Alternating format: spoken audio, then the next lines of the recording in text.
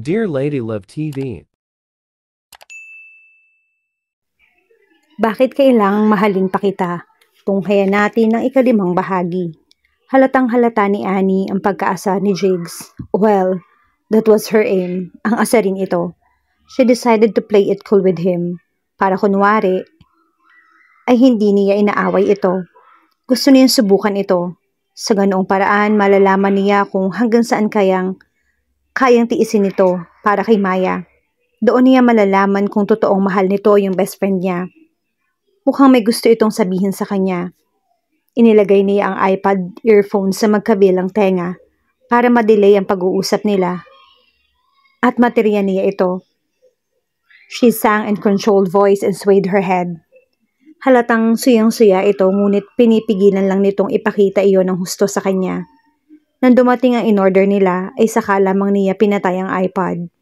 Natakam siya sa isang buong lobster na nakahain sa kanyang harap. Hindi kasi niya nagawang makapag-snack kanina.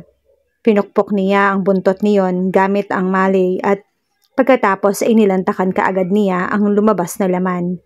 Sarap na sarap siya. Nang tignan siya ni Jigs ay nahangiwi ito habang pinagmamasdan siyang kumakain. Kung tingnan siya nito, kulang na lamang isabihin nitong patay gutom siya. Dinedma niya ito at itinuloy na ang pagkain. Nagsimula na rin kumain ito. Do you usually do this? Tanong nito kapag kwan. What this? You drag a person along with you. Nang hindi niya nalalaman kung bakit at pagkatapos ay dadalhin mo siya sa isang mamahaling restaurant at magpapalibre ng napakamahal na pagkain. And you're not even properly dressed for this kind of restaurant. Ang totoo, gusto lang talaga nitong makausap siya. Pero dahil bigla akong nagutom, nang napadaan tayo rito, nagpalibre na rin ako sa'yo.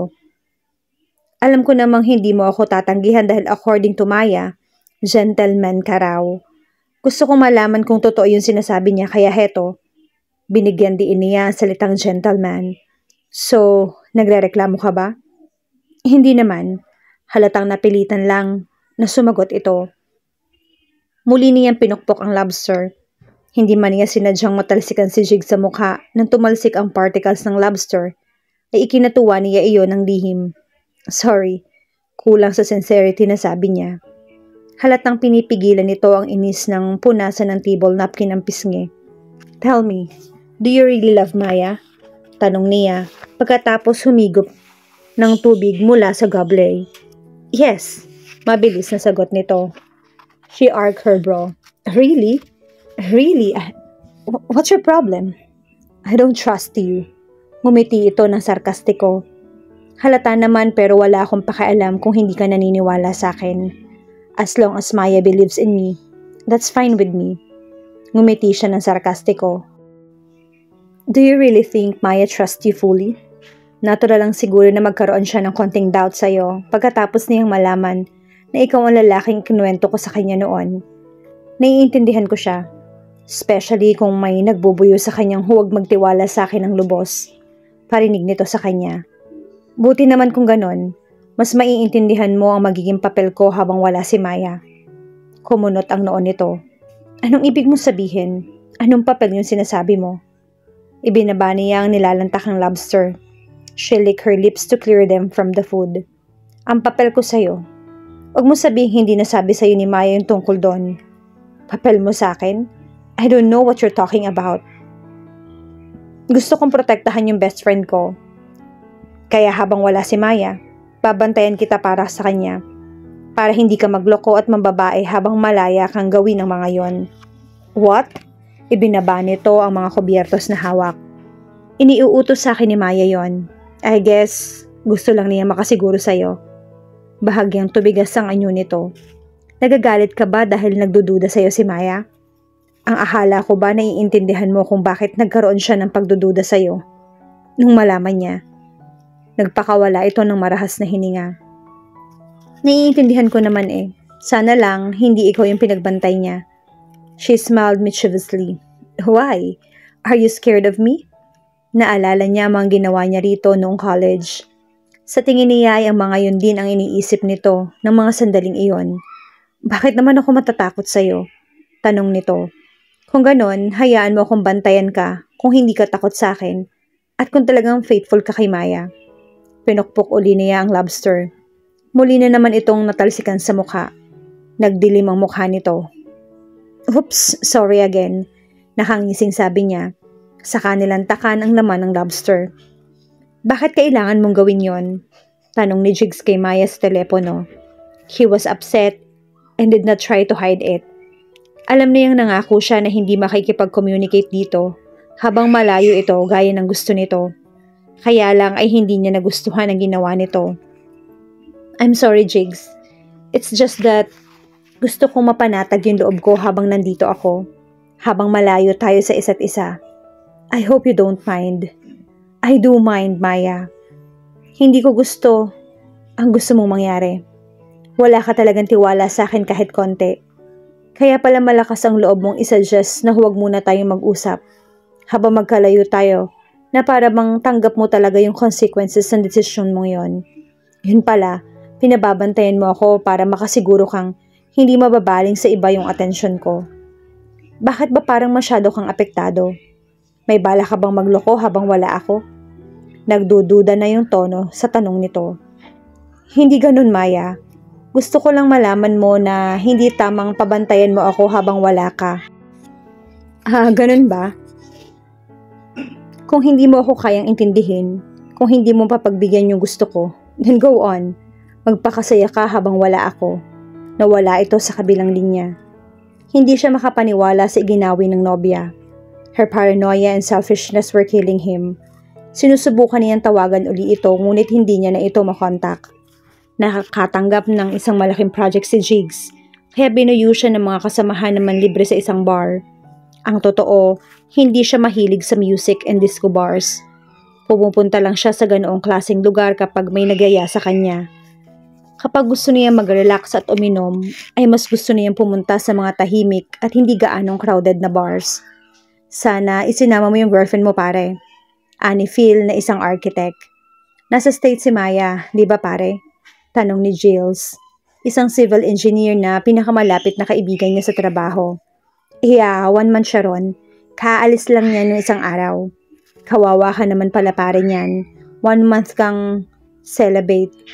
Hirit ni Chucks, isa ring architect. Ngumisi siya. Hindi niya masabi na hindi pa niya nadadala sa kama si Maya. Hindi kasi ito ang tipo ng madaling madala roon. Bago pa lamang yung relationship nila kaya ang sabi nito ay hindi pa nila maaaring gawin ang mga bagay na yon. Hindi man siya sang-ayon sa pananaw nito, ay ginagalang niya yung gusto nito. Bigla niyang naisip si Annie. Mula na maghiwalay sila ng nagdaang gabi, hindi pa niya nakikita ito. Naisip tuloy niya na baka tinawagan ito ni Maya upang huwag nang ituloy ang pagbabantay sa kanya. Maganda kung gano'n ang mangyari. He didn't want to see Annie ever again. She gave him the creeps because she was obviously a freak. Kung ako sa'yo, mag-enjoy ka muna sa kandungan ng iba habang wala siya. Ang daming babes dito Naghihintay lang na lapitan mo. Patuloy ni Chucks. Numero 1, maloko ito sa chicks. Imbis na patulan ng sinabi nito ay nilagok lang niya ang laman ng kanyang baso. Shut up. Huwag mong ibuyo si Jigs. Faithful yan kay Maya. Ani Jules. Pare naman, kaysa matigang ka ng isang buwan diba? Hindi naman ibig sabihin nun ay iiwan mo na si Maya. Titikim ka lang ng ibang putahe. Kapag nandyan na yung original, di siya na uli. Sulsul pa ni Chucks na tila walang balak sumuko sa pambubuyo. Sasabihan sana ni Chucks na tumigil na sa pang-iengganyo sa kanyang mga babae nang may sumulpot sa kanyang tabi. Bahagyan ng laki ang mga mata niya nang tumingala siya at makilala kung sino ito. Nagkamali siya ng akalang nilubayan na siya ni Annie. Mukhang sa gabing yon magsisimula ang pagbabantay nito. Hi guys, can I join you? Tanong nito. May nang-aakit ng ngiti sa mga labi. Lahat ng mga kasama niya sa table ay napatingala rin dito. Hindi tulad ng unang 2 beses na nakita niya ito. Sexy ngayon yung suot nito. Naka-wide midriff tee ito na tila sinadyang sirain sa bandang tiyan. Bukod sa humahakab sa suot nito ang mayayamang dibdib nito, kita niya ang pipis at makinis nitong tiyan. May piercing ito sa pusod. Naka-black leather jacket ito na humahapit sa mabilog niyang balakang. Nakasuot ito ng big hoop earrings at may red lipstick. Nang tingnan uli niya ang mga kasama, nakatulala mga ito kay Annie. Sure, nakangising tugon ni Chucks. Tumayo ito at ino-offer kay Annie ang silya sa tabi nito at niya. Nakaramdam siya ng pagkabahala nang saglit siyang tapunan ng tingin ni Annie. Tila wala itong balak na ipaalam sa mga kasama niya na magkakilala sila. Mukhang may binabalak ito at kung ano man yon ay siguradong hindi niya iyon magugustuhan. Thanks, Ani-Ani na umupo sa silyang inialok ni Chucks. I'm Annie by the way. Nagpakilala mga kasama niya rito. Pinag-isipan niya kung hihilahin ito palabas para mailayo sa mga kaibigan niya o hahayaan itong gawin ang anuman na binabalak nito. I'm Chucks. Kinuha pa ni Chucks ang kamay nito at hinagkan. Nice to meet you, Annie. It's Annie. Sorry. You have a very nice ass kasi. Nakangising sagot ni Chucks. Hindi ka nakaligtas sa kanya nang tumalim ang mga mata ni Annie. Iglap din iyong nawala dahil ngumiti agad ito. Ang kanina pang si Annie roon ay nagmamatsyag sa kanila. Malamang ay narinig nito ang pambubuyo sa kanya ni Chucks. Chuck was in trouble. Pasimpleng sinipa niya ang pinti ng kaibigan sa ilalim ng mesa. Tumingin ito sa kanya. He mouthed, "Back off. Don't mess with her." Kasabay ng pag-iling, pero mukhang na-misinterpret iyon ni Chucks. What, Jigs? Do you want her? Type mo ba siya? Sige lang, magpaparaya naman ako sa mga tigang eh. Tumawa ito. Napangiwi siya. Lalo itong mapapahamak kay Annie sa mga pinagsasasabi nito. Annie, his Jigs, by the way. Let me tell you the truth, okay? My girlfriend yan, pero cool off muna sila ng isang buwan, kaya medyo free siya ngayon. Mukhang type ka niya kaya kung type mo rin siya, bring it on. Ani Chucks na pumalakpak pa. That seemed to be Annie's cue. Dumilim ang anyo nito. Tila biglang nagbaga ang mga mata nito habang nakatuon kay Chucks. Bago pa niya mahulaan kung ano ang gagawin nito ay mabilis nitong nadampot ang wine glass ni Chucks. Isinaboy nito ang laman niyong alak sa mukha ni Chucks. Gulat na gulat sila. What the fuck? Galit na reaksyon ni Chucks nang makabawi sa pagkabigla. Ang mga lalaking tulad mo dapat kinakatay. Galit na sabi ni Annie. Annie, saway siya rito. You bitch. Nagtatagi sa mga ngiping sambit ni Chucks. Mukhang susunggaban nito si Annie ngunit maagap na tumayo ang huli. Umigkas ang kamao nito at tumama sa cheekbone ni Chucks. Tila na estatwa ang kaibigan niya. Wag mo na uling ibubuyo si Jake sa mga kalokohan mo para lokohin si Maya. Kung hindi lang yan yung aabutin mo. Banta nito sa kaibigan niya na hindi pa nakakahuma sa nangyari. Iniwan siya ni Annie nang nagbabantang tingin bago ito lumakad palayo. Hindi siya makapaniwala sa nangyari. Noon niya higit na patunayan na wala talaga itong takot. Paglabas ni Jigs mula sa gusaling pinagtatrabahuhan, lumikot agad ang mga mata niya. Pagkatapos masigurong wala sa paligid si Annie, ay nakahinga siya ng maluwag. Mukhang absent ang bantay niya sa araw na yon. That witch had been stalking him for 3 days now. Noong isang araw, nakita niya sa side mirror ng minamaneho niyang kotse na nakasunod sa kanya ang motorsiklo nito. Patungo siya sa opisina ng isang kliyente ng araw na yon. Paglabas niya ng opisina ay naroon pa rin ito. Nang nagdaang araw, nasa side siya ng building na dinedesenyo niya. Nang matanaw niya ito sa di kalayuan, nakamasid ito sa kanya habang nakasalpak sa mga tengang earphone ng iPad at kumakanta. She was a nuisance. Hindi man siya nilalapitan nito ay naiirita pa rin siya sa ginagawa nito. Pero kailangan niyang tiisin iyon para mapatunayan kay Maya na wala siyang balak na lokohin ito habang wala ito. Ilang sandali pa ay naroon na siya sa kanyang bachelor's pad sa may Sky Suites. Naligo na siya at nagbihis ng preskong damit. Kapag kuwan ay nagluto siya ng dinner. Habang nagluluto, bigla niyang naisip ang ginagawa ni Annie kay Chucks.